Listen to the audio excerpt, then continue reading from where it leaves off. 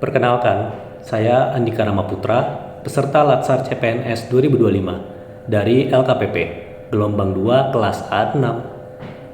Ini merupakan learning journal saya terkait manajemen konflik dan penjelasan masing-masing tahapan dalam menganalisis isu kontemporer. Sebagai aparatur sipil negara, kita dihadapkan pada berbagai isu kontemporer yang bisa memicu perpecahan. Lalu, bagaimana cara kita menghadapinya? Melalui pembelajaran di agenda ini, saya menyadari bahwa kuncinya adalah manajemen konflik yang diawali dengan analisis yang tepat.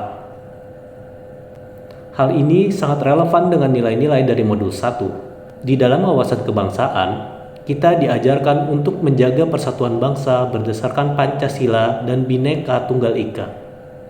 Dengan menganalisis isu secara mendalam, kita bisa mencegah konflik yang berpotensi merusak sendi-sendi negara. Kemudian, pada modul 2, kita memahami bahwa setiap isu memiliki dimensi hak asasi manusia, gender, dan inklusi sosial. Analisis isu membantu kita memastikan bahwa setiap solusi yang kita tawarkan tidak diskriminatif dan adil bagi semua pihak, sehingga konflik dapat dicegah sejak awal. Dan yang tak kalah penting, modul kesiapsiagaan bela negara, yaitu modul 3, membekali kita dengan kemampuan untuk berpikir kritis dan bertindak cepat.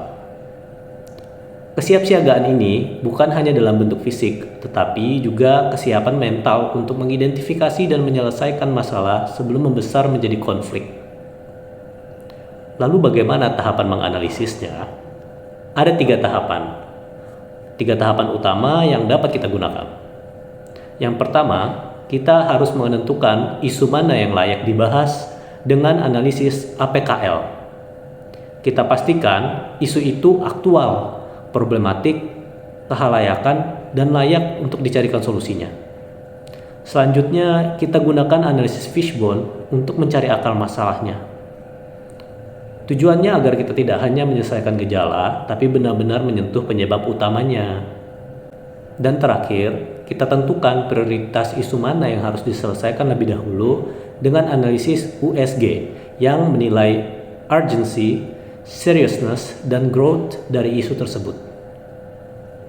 Dengan mengikuti tahapan ini, kita tidak hanya mengelola konflik yang sudah terjadi, melainkan juga mencegahnya sebelum isu menjadi bom waktu yang merusak persatuan bangsa.